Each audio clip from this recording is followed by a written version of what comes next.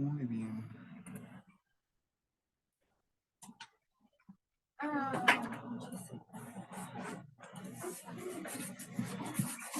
Buenos días, buenas noches. Para el momento en el que vean esta sesión, esta va a ser la primera clase de la materia de psicología, ¿ok? Antes de que empecemos con los conceptos básicos de qué es psicología, cuáles son las funciones de la psicología y vaya, cuáles son las ramas de la psicología, hay que entender varios elementos básicos de cómo funcionan las ciencias. En este caso, vamos a ver un tema que es bien importante a la hora de que se estudia principalmente ciencias, tanto sean ciencias sociales o como sean las ciencias, ciencias naturales o las ciencias exactas.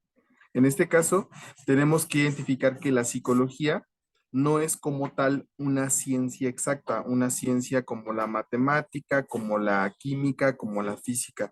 La psicología es una ciencia que podemos considerarla como una ciencia mixta. ¿Por qué podemos considerarla como una ciencia mixta?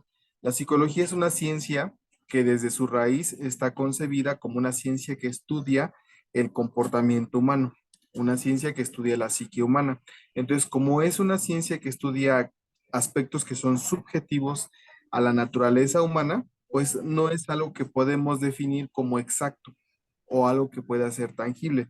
Podemos medir ciertas pautas de comportamiento humano, podemos medir ciertas cosas del comportamiento humano, pero no son como tal exactas. O sea, por ejemplo, no podemos medir las emociones de una persona. No puedes saber exactamente qué es lo que siente una persona cuando está enamorada de otra persona. Lo podemos deducir a través de ciertos experimentos, ciertos aspectos de investigación, pero no se puede tener un resultado exacto. Podemos medir el comportamiento de la sociedad en masa, por ejemplo, a través de estadísticas, que esto lo van a ver también en su materia de estadística aplicada a la psicología, pero como tal, la psicología no es una ciencia exacta. Sin embargo, sí comparte con otras ciencias algo que se llama el conocimiento científico o el uso del pensamiento científico. Como tal, podemos decir que sí es una ciencia. Entonces, a ver, esta presentación se las voy a compartir para que la puedan tener a la mano. Entonces, vamos a ponernos a pensar que hay algo que se llama la estructura de las revoluciones científicas y es un libro que escribió Kuhn. Kuhn era un científico que estaba muy metido en el tema de la física, en el tema de las ciencias naturales. Entonces, Kuhn identificó algo muy interesante y es algo que aplica para todas las ciencias. Las ciencias están en un proceso constante de cambio y esto lo podemos identificar incluso nosotros en cómo va cambiando la ciencia y cómo va cambiando la sociedad. Si ustedes no sé qué edad tengan, ya cuando estemos en clase presencial lo vamos a identificar mejor, pero vamos a darnos cuenta que la sociedad en la que vivimos en la actualidad no es igual que la sociedad en la que vivimos, por ejemplo, los que nacieron en los años 80, en los años 90, todo el tiempo hay como un proceso de cambio constante en la sociedad. Y si vamos regresando el tiempo más hacia atrás, hacia atrás, hacia atrás, vamos a darnos cuenta que la forma que tenía el ser humano de concebir el mundo es una forma que ha cambiado a lo largo del tiempo. Espero que estarme explicando hasta acá. En este caso, vamos a poner aquí dentro de, de nuestra presentación es cómo cambia la ciencia.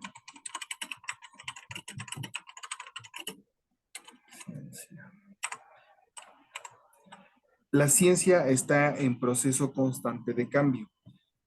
Kuhn Thomas Kuhn comenzó su carrera como físico, posteriormente centró su actividad en la historia de la ciencia. Entonces, aquí vamos a ver un punto muy importante, la historia de la ciencia. La ciencia, de acuerdo a Kuhn, va cambiando y él lo identifica como que existe un proceso de presciencia, la ciencia normal, después la ciencia normal entra en un proceso de crisis, revolución y un cambio hacia una nueva ciencia. Sé que a ustedes les va a sonar súper extraño, pero ¿cómo funciona esto? ¿Cómo cambia la ciencia? ¿Cómo evoluciona la ciencia? Vamos a ponernos a pensar. hay grandes periodos en la historia de la humanidad. Podemos identificar, por ejemplo, el periodo de la Edad Antigua, la Edad Media, el periodo y la ilustración, o que también es el periodo del humanismo, o el renacimiento,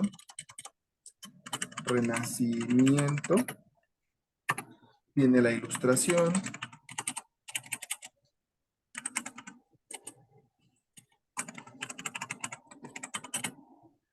después viene la revolución industrial y después el periodo moderno, ¿no? Esto lo podemos identificar así. Imaginémonos una línea del tiempo. En la Edad Antigua, principalmente la humanidad se concentraba en una idea que era politeísta. ¿Qué significa el politeísmo? Significa la creencia en múltiples dioses.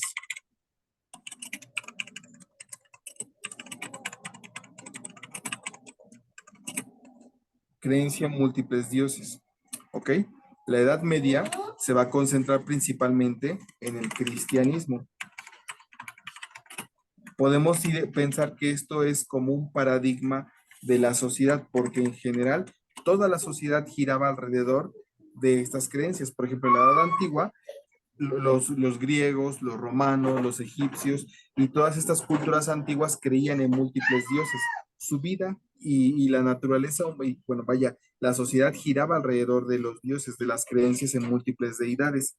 La ciencia se va a ir desarrollando en este periodo antiguo, que es va a ser la filosofía.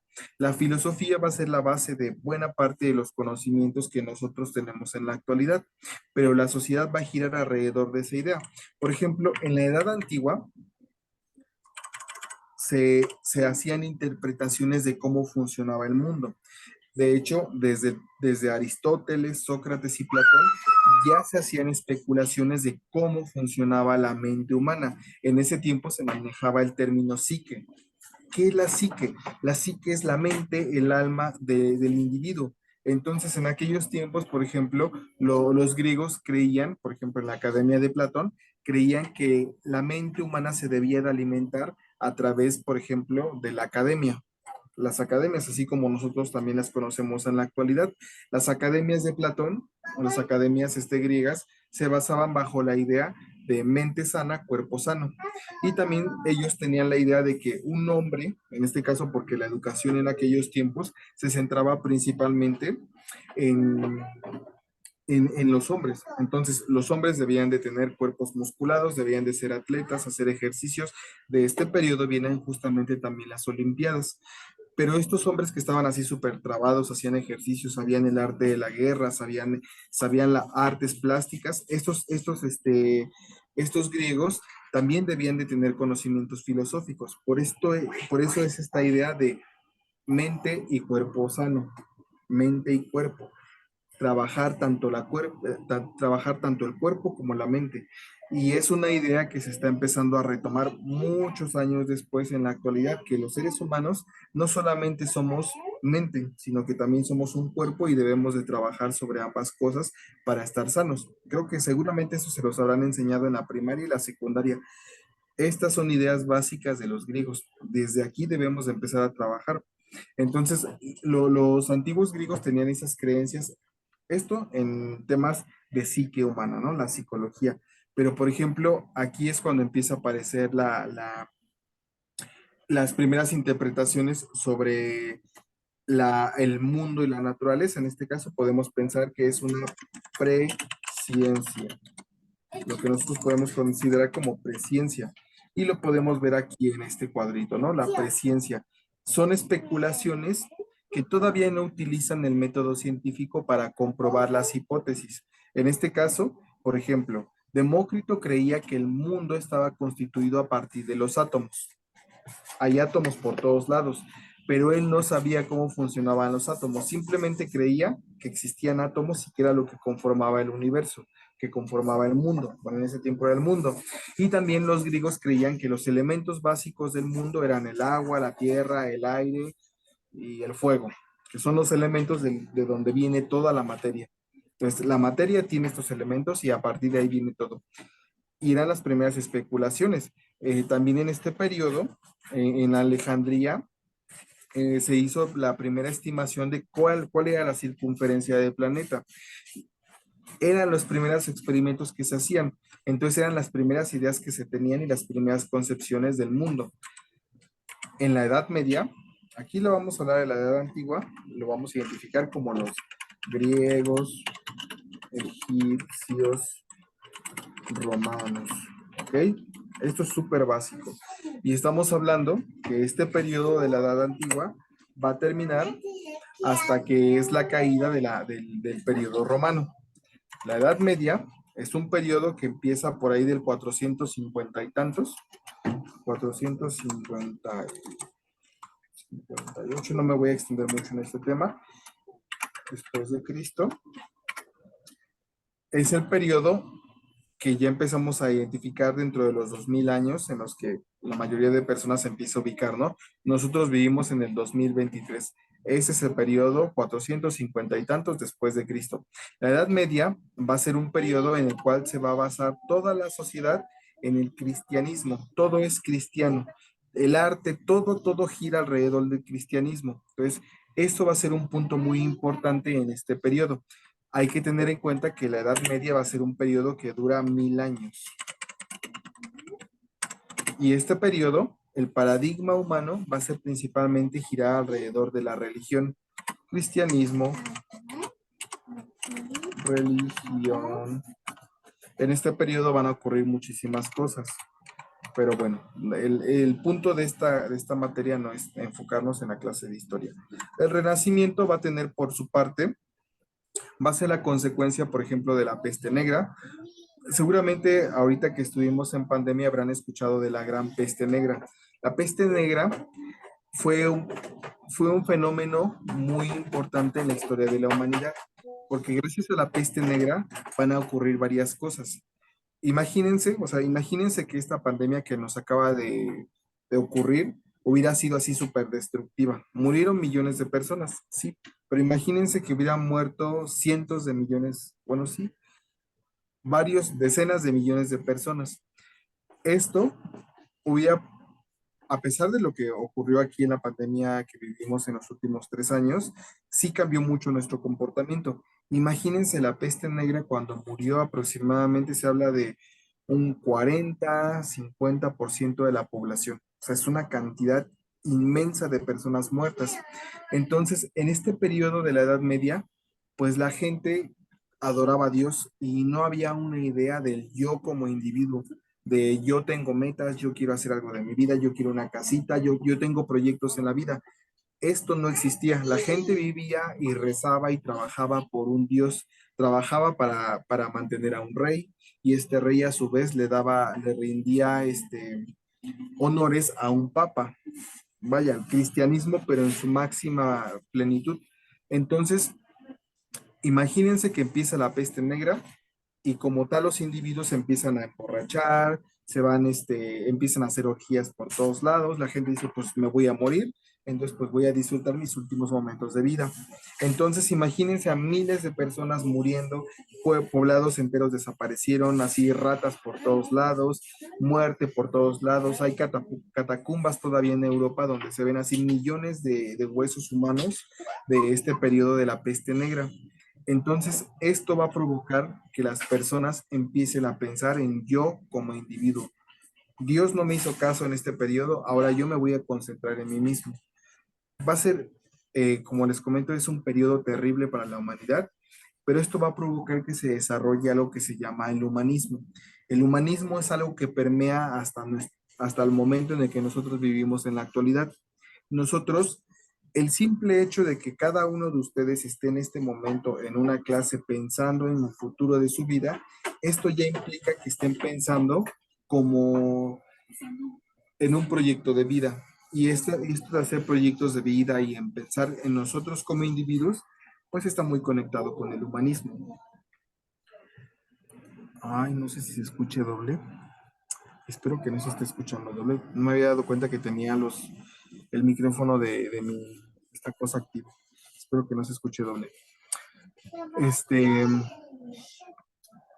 voy a, bueno, está bien. Esperemos que no se escuche interrupciones. Entonces, imagínense, este es el periodo de la Edad Media. Entonces, cuando entramos en Renacimiento, aparece el humanismo. Y el humanismo, a su vez, va a detonar un movimiento o una corriente que se va a llamar, bueno, este renacimiento va a aparecer el conocimiento científico.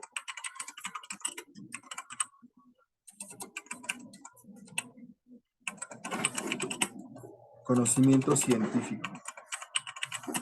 Y aquí es donde justamente tenemos que entrar nosotros.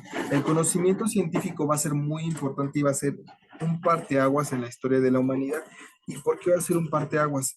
Va a ser un parteaguas porque justamente en este periodo, cuando aparece el conocimiento científico representado principalmente por René Descartes, hay más autores en este periodo, pero nos vamos a concentrar en Descartes. Él va a empezar a hablar de una sistematización del conocimiento. ¿Cómo funciona esta sistematización del conocimiento? Sí, funciona a partir de empezar a generar hipótesis y empezar a organizar estas hipótesis y empezar a comprobar los fenómenos que observamos a nuestro alrededor. Empezar a identificar aspectos que son muy importantes. Por ejemplo, esto seguramente también lo habrán visto en bachillerato. El conocimiento empírico y el conocimiento científico. Esto es algo muy importante que tienen que ver en la materia de métodos y técnicas de investigación. El conocimiento empírico es algo que nosotros, por simple experiencia, vamos adquiriendo. Esto es muy interesante porque nosotros los seres humanos aprendemos a partir de la interacción con los objetos. Yo interactúo ¿qué será? Con este dispositivo. Tengo este dispositivo, yo estoy interactuando con este dispositivo y a partir de mi contacto con este dispositivo voy a adquirir la experiencia. A partir de que voy conduciendo un automóvil o que voy empezando a aprender a manejar un automóvil, voy adquiriendo experiencia. Los que están apenas empezando a manejar computadora están empezando a adquirir nuevas experiencias y estas experiencias forman parte de su conocimiento empírico. Empírico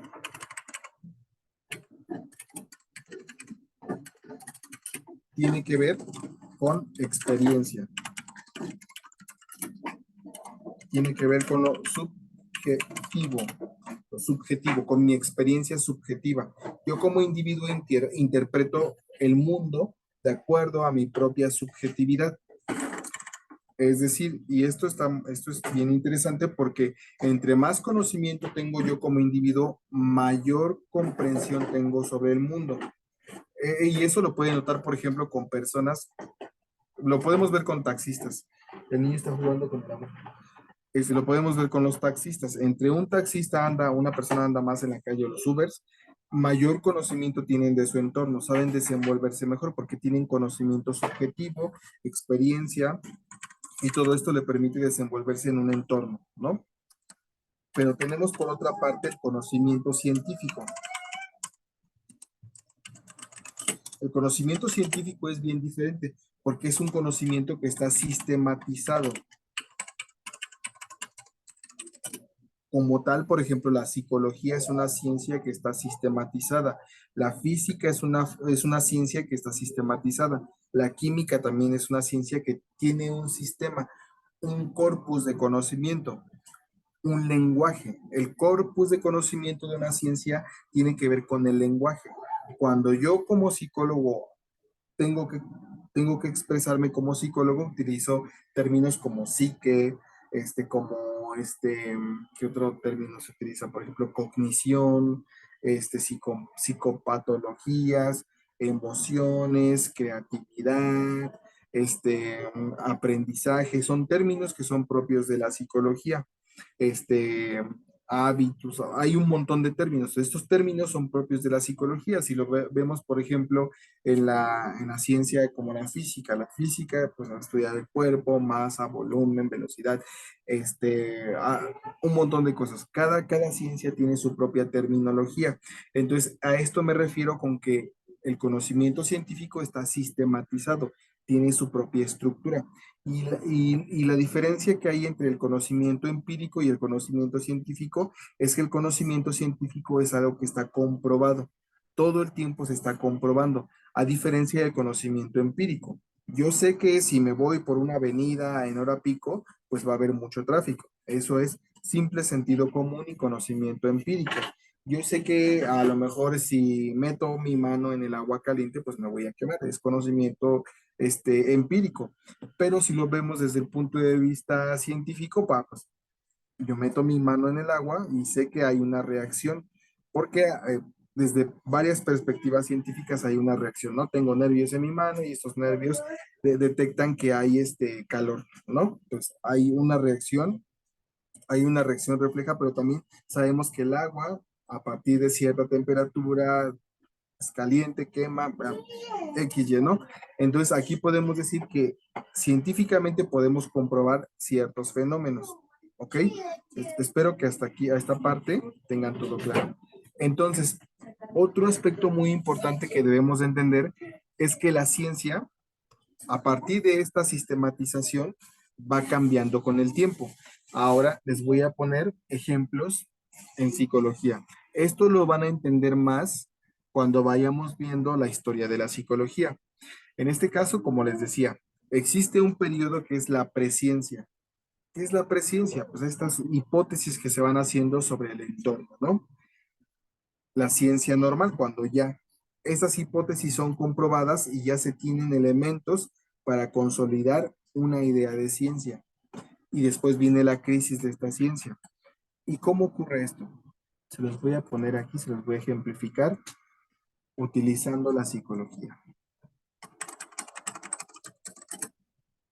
La psicología, como todas las ciencias, es una ciencia que ha cambiado a lo largo del tiempo.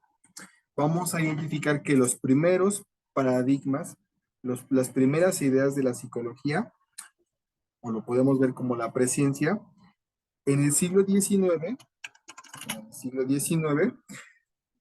aparecieron varias corrientes conectadas con la psicología y con la psiquiatría. Por ejemplo, la frenología.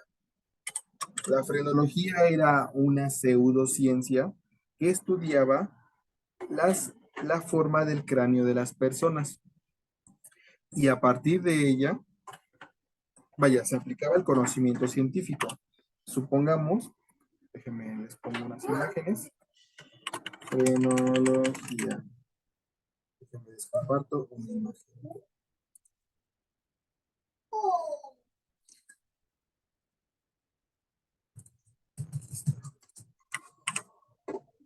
Esta es una imagen, este es un mapa del cerebro humano desde la perspectiva de la frenología. Yo todavía tuve una maestra en el bachillerato que utilizaba la frenología. No sé por qué, pero la utilizaba. Déjenme hago más grande la imagen para que la puedan ver. Miren, esta es una imagen del siglo XIX. Entonces, ¿qué era lo que la gente, lo que los científicos en aquellos tiempos creían? Creían que habían partes en nuestro cerebro donde se alojaban ciertos comportamientos. Por ejemplo, aquí dice la causalidad, la suavidad, la imitación, la espiritualidad, la esperanza, la democracia, la religiosidad, el ser humano, la naturaleza humana. Cada elemento de comportamiento humano lo habían identificado en algunas partes de la alimentación, que curiosamente algunas partes más o menos no estaban tan errados. No, el cerebro humano tiene una parte que es la parte más profunda, que es el cerebro primitivo, que es donde se alimentan, donde se desarrollan ciertas partes que son del comportamiento más primitivo, que es las partes de supervivencia, que se encuentran en la parte más profunda de nuestro cerebro. Y las partes más complejas de nuestro cerebro se encuentran en la parte más superior. Por eso los derrames cerebrales son tan peligrosos, porque cuando una persona tiene un derrame cerebral, pues la parte de la corteza cerebral es la que se cubre de sangre y cuando se cubre de sangre se empiezan a morir neuronas y esto provoca que a lo mejor la persona deje de hablar, pierda la memoria, pierda ciertos, olvide un montón de cosas, le pasen un montón de cosas. Pero si se dan cuenta en esta representación, pues se puede ver lo que en aquellos tiempos se creía que formaba parte del comportamiento humano a partir de ciertas partes del cerebro. Entonces, cómo se llegaban a estas conclusiones? Lo que hacían los frenólogos era utilizar el método científico. Tenían una hipótesis, decían, pues por acá se encuentra la religiosidad. En esta parte del cerebro, en esta parte del lóbulo parietal, se encuentra la religiosidad. ¿Cómo vamos a comprobar esta hipótesis? Los frenólogos se iban a cárceles. Así como tal, iban a cárceles, ahí veían cómo estaban los cerebros, los cráneos de las personas, los estudiaban y decían, mira, y si le damos un golpecito por acá, pues vamos a ver cómo funciona el cerebro a partir de este tipo de intervenciones. Hay que tener en cuenta que en el siglo XIX, cuando estamos hablando del siglo XIX, estábamos hablando por ahí del año 1801 a 1899.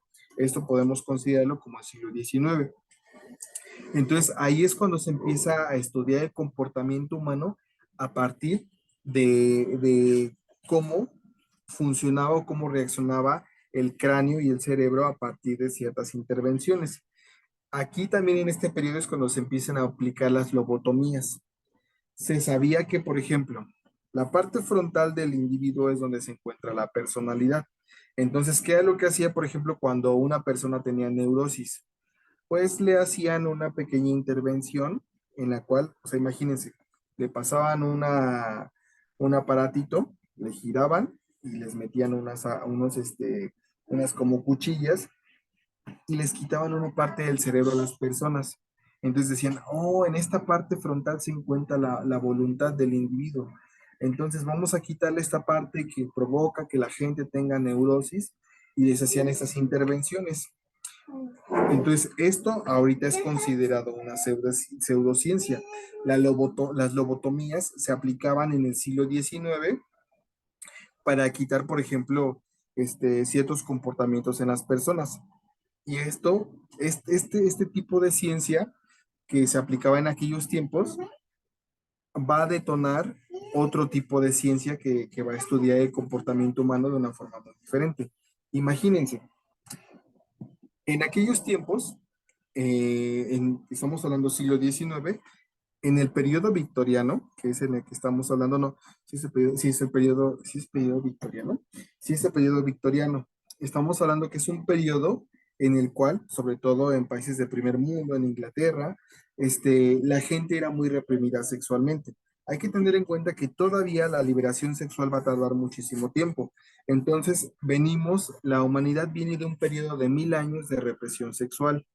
Como tal, la religión, y hasta la fecha mucha gente cree que la religión es nada más para reproducirse, que nada más tiene sexo para la reproducción.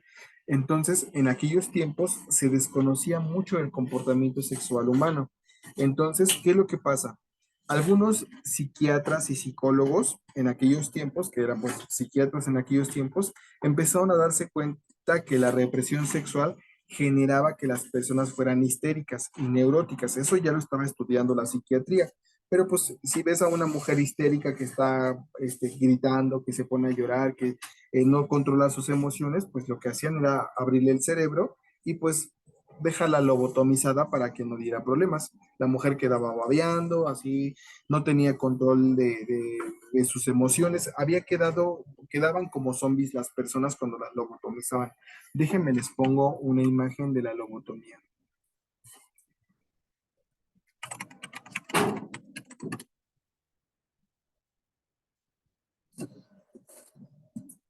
Ahora les comparto una bella imagen de la lobotomización.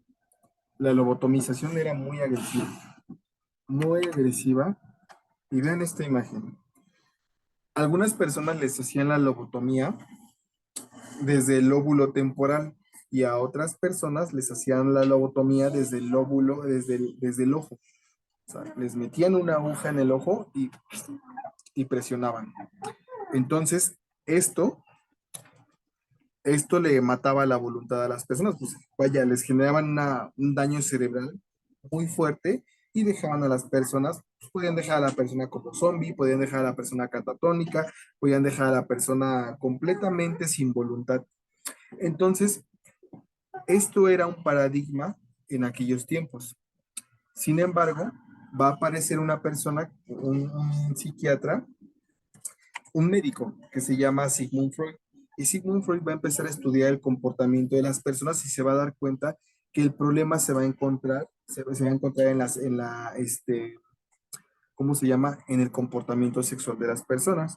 Entonces, gracias a Sigmund Freud se va a descubrir la importancia de la sexualidad en el desarrollo normal de una persona. Entonces, a partir de Sigmund Freud, esto lo vamos a ver en un videíto más adelante, porque ahorita ya se me va a acabar el tiempo de Zoom. Este, vamos a ver que Sigmund Freud se va a dar cuenta que si una persona no tiene una vida sexual normal, va a tener comportamiento neurótico. La persona se va a volver histérica, se va a volver más irritable. ¿Qué es lo que pasaba en el siglo XIX? Las personas no tenían relaciones sexuales así como nosotros lo tenemos en la actualidad, que la persona está más acostumbrada a tener una libre sexualidad. La gente tenía que reproducir. Hay que tener en cuenta que, por ejemplo, la ideal del amor romántico es muy nueva. De, yo me caso por amor con mi pareja y soy feliz y quiero tener 2 hijos o quiero tener 10 perros y quiero tener un departamento. Esa idea es muy contemporánea. En aquellos tiempos la gente se casaba principalmente porque habían acuerdos. Entonces, ¿qué es lo que pasaba? A lo mejor no me gustaba mi esposa, yo me voy con prostitutas y las mujeres se quedaban en sus casas cuidando a los hijos. Y a lo mejor durante mucho tiempo no tenían relaciones sexuales y esto provocaba que las personas, sobre todo las mujeres, tuvieran neurosis. A los hombres no les pasaba tanto porque siempre la sexualidad masculina ha sido más abierta. Entonces, Freud va a decir, el comportamiento humano se rige a partir de la sexualidad. Entonces, aquí viene un paradigma científico, una idea de cómo funciona la mente humana, una interpretación de la realidad. Espero estarme explicando hasta esta parte. Entonces, de esta manera funciona la ciencia. La psicología como tal es una ciencia que tiene múltiples paradigmas, tiene múltiples interpretaciones sobre un mismo fenómeno. Seguramente ustedes habrán escuchado que hay psicólogos que son psicoanalistas, psicólogos que son humanistas, psicólogos que son gestal, psicólogos que son conductistas, psicólogos que son cognitivistas, psicólogos que son del aprendizaje, psicólogos que son de... eh, hay muchísimas corrientes de la psicología y pasa lo mismo con la sociología, pasa lo mismo incluso, si no me equivoco, hasta en medicina hay varios paradigmas. Por ejemplo, hay algunos paradigmas que interpretan, bueno, no soy experto en medicina, pero por lo que tengo entendido, por ejemplo, en física, hay varios paradigmas científicos, por ejemplo, algunos que tienen la hipótesis de que el Big Bang ocurrió desde hace miles de millones de años y este fenómeno dio como origen al mundo como lo concebimos. Esa es una hipótesis y ese es un paradigma científico. Pero también hay algunas hipótesis que dicen, no, el Big Bang es el resultado de otra explosión cósmica, fin del universo previo al que vivimos en la actualidad. Esa es otra hipótesis, ese es otro paradigma. Hay paradigmas científicos desde la antropología que dicen el ser humano ha evolucionado de, desde los otros géneros homos a partir de cierto ancestro común. Hay otras hipótesis que dicen que el ser humano apareció ya sin antecedentes antepasados previos. No sé si me explico, hasta acá son varios paradigmas. Entonces, podemos decir que la psicología es una ciencia que tiene muchas perspectivas, al igual que otras ciencias. Eh, y además, la psicología es una ciencia que está conectada con otras ciencias, por ejemplo, la medicina, la química, la sociología, la filosofía. Hay varias ciencias que están funcionando alrededor de la psicología. Como tal, no podemos decir que la psicología es una ciencia pura. Por ejemplo, la química es una ciencia que podemos decir que es una ciencia pura. Se conecta con otras ciencias, pero otras ciencias dependen más de ella. Como tal, la psicología depende mucho de otras ciencias. Entonces, como les decía, eh, Thomas Kuhn comenzó su carrera como físico y posteriormente se centró su actividad en la historia de la ciencia. Entonces, en 1962 escribe el libro La estructura de las revoluciones científicas. Y este libro es bien importante porque esto nos va a dar la perspectiva de lo que les estoy comentando en este momento, que la ciencia es algo que está en proceso de cambio constante. Todo el tiempo está cambiando la ciencia, todo el tiempo se está actualizando y hay ciertas interpretaciones de cómo funciona la ciencia que no aplica, eh, por ejemplo, en un periodo de 50 años, de 20 años o de 10 años. Les voy a poner un ejemplo. La psicología en sus inicios hablaba principalmente de la sexualidad y después va a aparecer otra psicología que va a decir, el comportamiento humano se puede modelar. Podemos cambiar el comportamiento humano a través de estímulos y respuestas. Esta corriente se va a conocer como conductivismo. ¿Cómo funciona el conductivismo? Por ejemplo, tengo de aquel lado este niño que está corriendo, ahí es mi hijo. Supongamos, si mi hijo se porta bien, yo le doy un dulce y le aplaudo. Muy bien, muy bien, muy bien. Entonces mi hijo va a identificar que lo que hizo que lo que hizo estuvo bien porque recibió un premio. Entonces, mi hijo se porta mal, le doy unos cinturonazos. Entonces él va a asociar que ese comportamiento negativo está vinculado a un castigo y que el comportamiento positivo está relacionado a un premio. Eso se conoce como conductivismo y el conductivismo se aplica muchísimo para también para el adiestramiento de animales. Los animales son adiestrados a partir de cierto, se le conoce como modelación de conductas. Los seres humanos podemos ser modelados, podemos modelar nuestro comportamiento a través del conductismo. Por ejemplo, que se nos pongan, bueno, esto lo vamos a ver más adelante, pero el conductismo es muy interesante y se aplica todavía en la actualidad. Se aplica en las escuelas. El hecho, por ejemplo, de que ustedes tengan que hacer sus tareas y que se les dé una calificación por eso, pues eso es conductismo. Entonces ahí va otro paradigma y después viene otro paradigma en las ciencias que se llama el cognoscitivismo. El cognoscitivismo en la psicología es una corriente que se va a enfocar en cómo funcionan los procesos cognitivos o los procesos mentales del ser humano. ¿Cómo funciona la memoria? ¿Se han preguntado cómo funciona nuestra memoria? ¿Sabían que existen varios tipos de memoria? Memoria a corto plazo, memoria a largo plazo, memoria de trabajo.